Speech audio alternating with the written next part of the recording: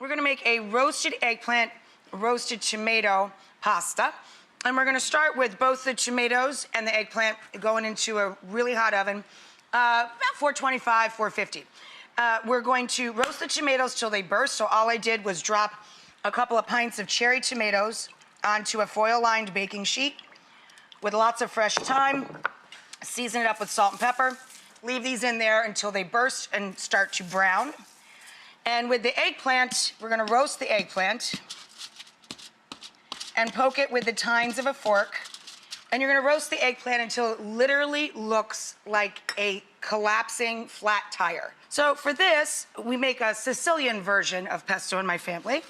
We take a lot of flat leaf parsley. Did you see that? I just threw half of it on the floor. That's okay. My dog Isabu actually loves flat leaf parsley, so she'll get that later. And we combine it with mint. Mint and parsley are good buddies. They like each other very much. We're gonna throw in a couple of cloves of garlic, some crushed red pepper flake for heat, and Sicilian pistachios, a fat handful instead of pine nuts.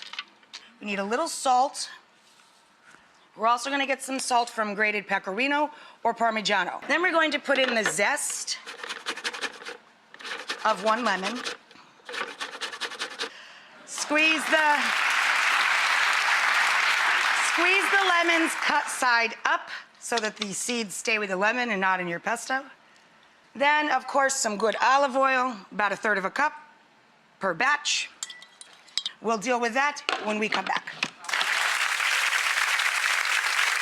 When we cook pasta, for every 1 pound of dry pasta, you need 5 to 6 quarts of water. You let that come to a rapid boil, and then you salt the water. So wait till it's boiling rapidly. Then we're going to drop our pasta, and we're going to put next to our station a mug. Right before we drain that pasta, we're going to take some of that hot, starchy liquid and reserve a cup to do that process of marrying the pasta to the sauce. Enjoy the hot tub, kids. Down here, I scraped the pesto that we made before the break. This is garlic, lemon, chilies, little salt and black pepper if you prefer to taste. It's got Sicilian pistachios rather than pine nuts, and a combination of parsley and mint rather than a more traditional Genovese-style basil pesto, okay?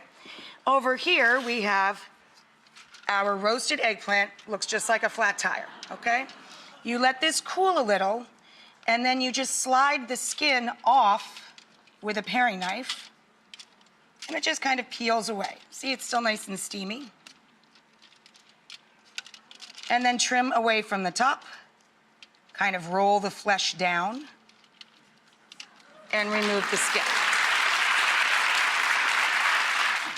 We're gonna take all of those juices and the roasty eggplant and pulse until a puree forms. Now we're going to add our puree down to our bowl with our pesto and marry them. Just stir that all together. When we come back, we're gonna marry the starchy water to the sauce with half the tomatoes and the pasta right after this. When you are draining pasta, you should always drain it 1 minute less than the package directions for the cooking time, because you have carryover cooking when you marry the pasta to the sauce. This is that starchy liquid that we reserved from the salty water that we cooked the pasta in, and you add it bit by bit to marry the pasta to the sauce. So the pasta is continuing to cook. So if you pull it when it's al dente or when it's perfect to eat, it's going to be overcooked by the time you actually serve it. We're gonna put in half of our tomatoes, our roasted tomatoes with thyme, olive oil, salt, and pepper, and you just pass them through your tongs until the pasta sauce is evenly coating your spaghetti.